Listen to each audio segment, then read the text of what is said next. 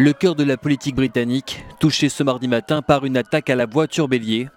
Une attaque qui a blessé brièvement 3 personnes, mais qui aurait pu causer davantage de dégâts dans le quartier de Westminster, situé au centre de la capitale britannique et où siègent la plupart des institutions. La voiture, conduite par un jeune homme de 29 ans, a quitté sa trajectoire pour foncer sur un passage piéton où se trouvaient 2 policiers avant de percuter une barrière de sécurité. Le chauffeur a été interpellé. Westminster aurait été bien plus fréquenté si l'attaque avait eu lieu 1 heure plus tard.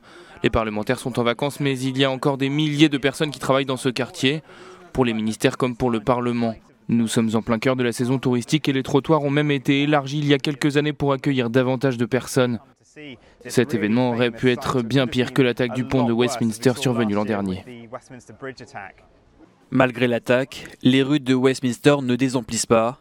Londoniens comme touristes relativisent la situation.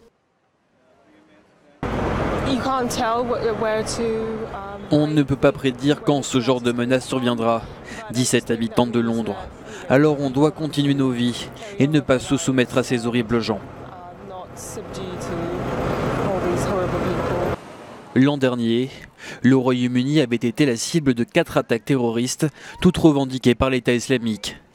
C'est à quelques mètres du Parlement, sur le pont de Westminster, qu'un homme au volant d'une voiture avait foncé sur la foule le 22 mars, tuant 5 personnes.